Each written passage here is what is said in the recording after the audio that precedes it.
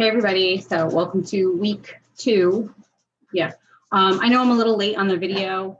I wanted to have it in yesterday, but you know, life kind of got in the way, aka my kids are crazy. So you all did your first assignments, great job. A few things that I want to go over with you. Make sure you double space. Where's my dog? Make sure you double space.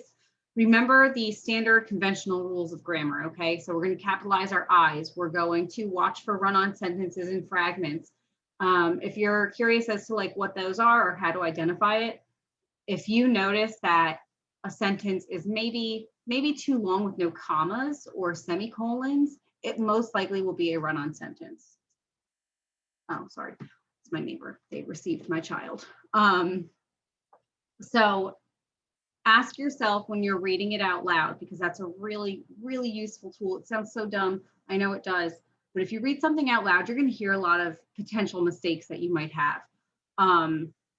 So for example, if you're reading it and you notice that you have to take a lot of breaths before there's a period, you most likely have a run-on.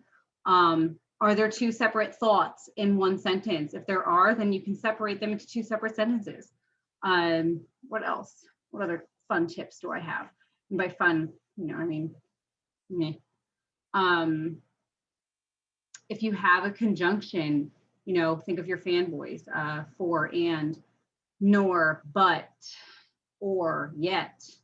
You most likely will have a comma in front of that. Not every time though, so just keep that in mind. You know, so just go over those conventional grammar standards. Sorry, my brain just does not function all the time. Also, I'm trying to listen for my daughter who's taking a nap. I just sent my son to the neighbors to go swimming. So trying to get this done before she wakes up and he comes back. Okay, so with that said, what we talked about last week were narrative essays and descriptive essays. So narrative essays are about, you know, one distinct moment of your life, okay? Typically, a narrative essay will end with learning a valuable lesson. However, I remember distinctly not telling you that. So if it didn't end with a lesson that was learned, totally cool, not a big deal. You still got points for doing it. That's my bad. I should have mentioned that, but I just completely forgot to mention it.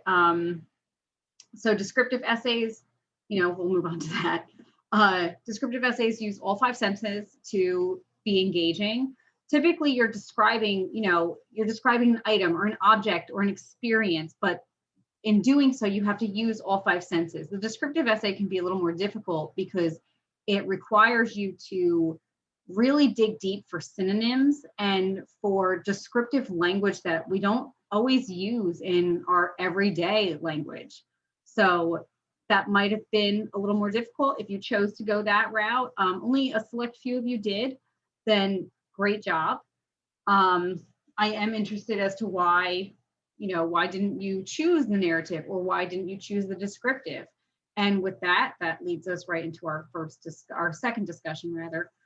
So let me figure out what the hell I'm doing. Oh, by the way, it's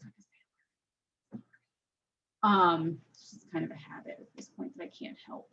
Where do I want to go? I want to share my screen. I want to go to, yeah, share. Okay, so writing assignment 2, we're gonna go to student view really fast. Sorry, guys. Okay, so your second discussion right here. Okay, so here's your second discussion. Okay, here's your question. So you did the narrative essay and the descriptive essay. What was something that you learned about writing it? Okay, so if you wrote the narrative essay, what did you learn? Okay, you can also take into account the feedback that I might have given you. I will say that there wasn't a lot of feedback that I really had to give to the majority of you. Because you know, essentially you followed the guidelines of the assignment. So I didn't really need to give too much feedback. Also, don't take it as a bad thing. If you didn't get feedback, it means that there was really nothing for me to pick apart. So what's something that you learned in writing that piece, whether it was based on my feedback or not, just in general, what was something you learned about it? Okay, now look at the other type. So if you chose to write a narrative essay, I want you to look at the descriptive essay. Why did you not choose that one? Did it seem difficult? What about it might have seemed difficult? Or did it seem too easy? Okay, why did you choose not to do that one? And then you can also say, like, you know, did it just seem that that whatever one you chose seemed easier? What, if anything, did you find difficult about this assignment? And then, you know, vice versa. What, if anything, did you find particularly easy about it? You can also attach your work for a classmate to read if you're feeling, you know, bold. I feel your discussions are pretty good. I like that you guys are kind of answering one another, at least from your introduction. Anyway, remember to get full 10 points on your discussion post. You have to comment on a classmate's post. Okay. So you get 5 points for your initial post and then an additional 5 points for responding to a classmate. Okay. Then that brings us to writing assignment number 2. All right, let's go into here, writing assignment number 2. Okay. So now that we are going to put narrative and descriptive essays behind us, we're going to now discuss compare and contrast essays along with an argumentative essay.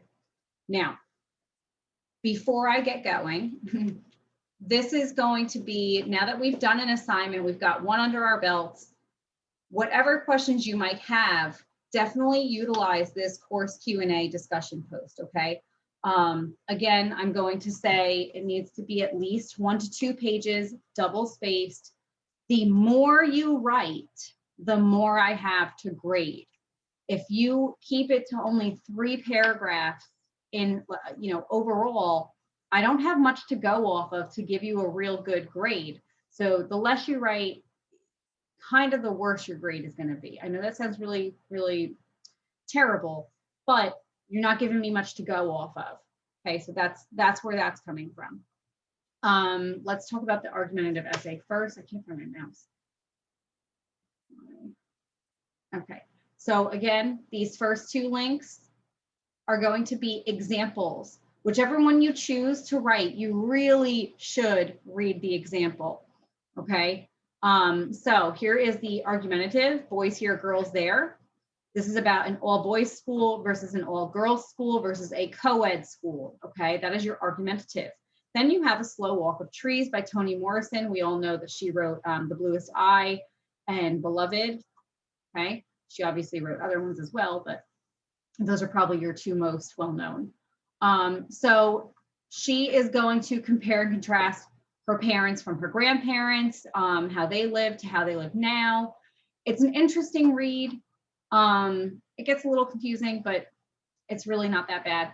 Both are very short, so you'll notice that the argumentative essay example is only 4 pages and the compare and contrast is only 3. It's not hard to do.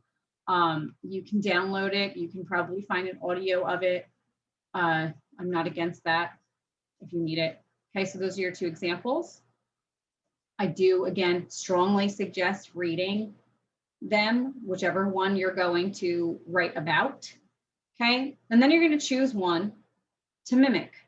Okay, so here we go. Oops. All right, so let's, I'm going to start with the argumentative because it's a little easier.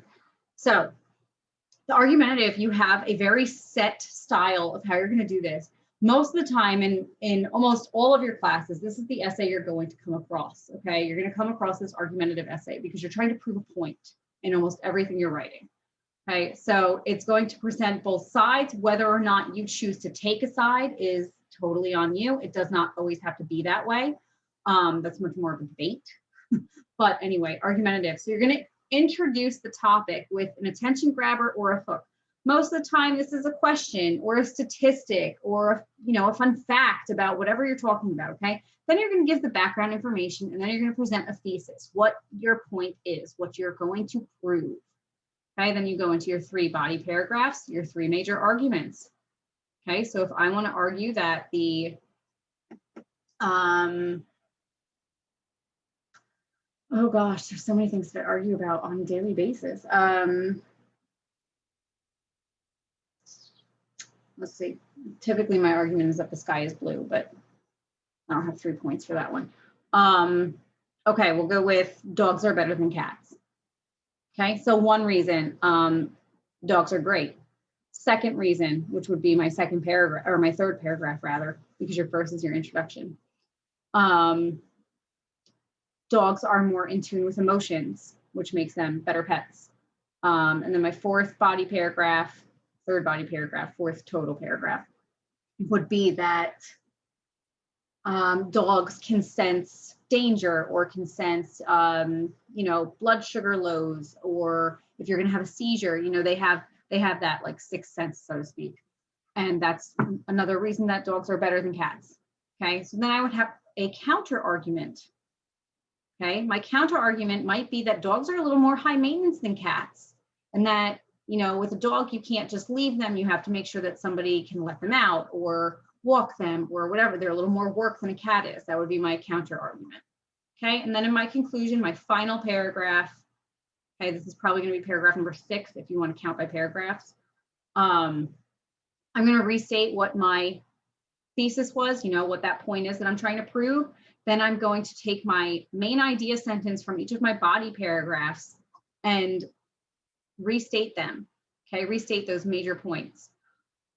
What's the call to attention? Like what do we do here? What side is going to win? And then if you need to really tie it up, because sometimes whichever, your call to attention might not necessarily end your essay. Oh,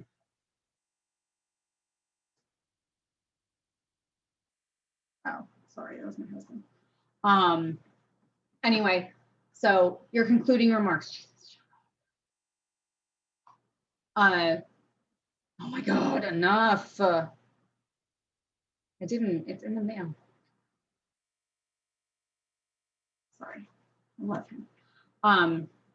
Okay, so sometimes your call to attention does not wrap up your essay, so you need to have your concluding remarks to nicely wrap that bow. Okay, wrap that present. There are 2 major models that exist. For the most part, they are exactly, what we see. It's going to be the Rogerian one that we see the most, which is here's the strengths, here's the weaknesses, here's the pros, here's the cons, and then offer an analysis. So that's more of an analytical essay, but it's also an argumentative. The function is to present 2 sides of an argument or 2 sides of an issue.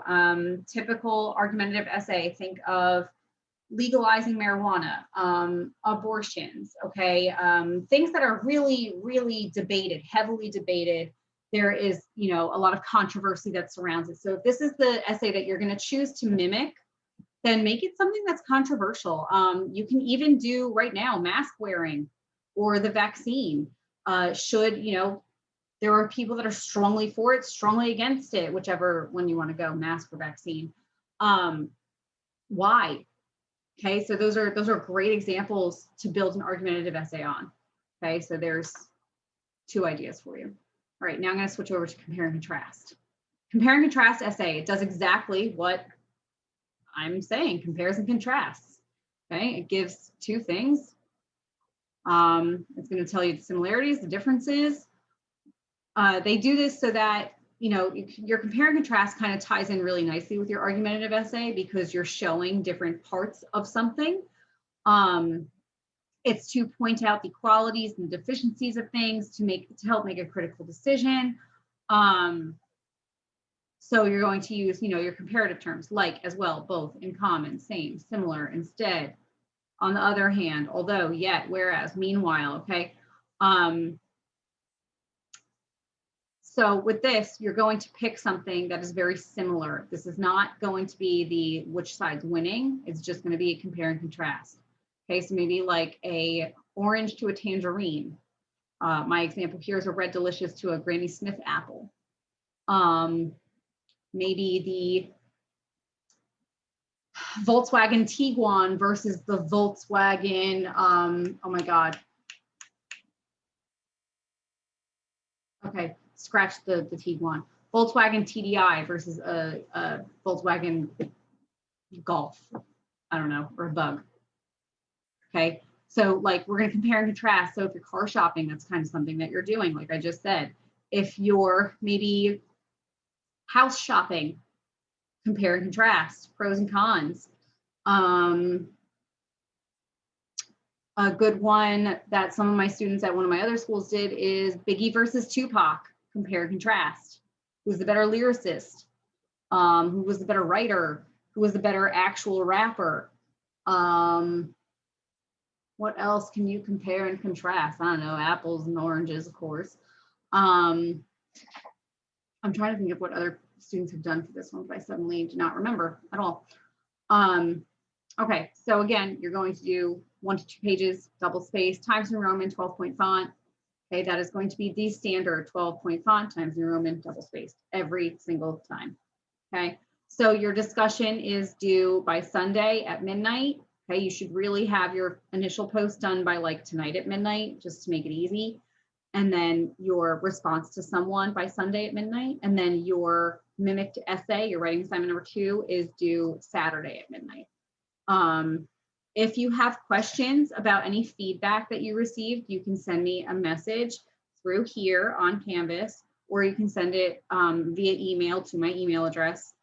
I'm not sure if one of you could just let me know if you guys see the rubric after I grade using the rubric. Let me know if you guys can see those points, because I'm really not sure. This is my first time using the rubric function. Let's see if we can look ahead. I'm still working currently on getting your MLA stuff up and running. That should be done by the end of this weekend. And then going into next week, just as a heads up, from Thursday the 29th until August 1st, I will not be physically here. I will be in South Carolina. So your best bet would be to send me an email if you have a question about something versus through Canvas, because I will probably be limited on that. I'm not bringing my computer with me. So it's just something to keep in mind.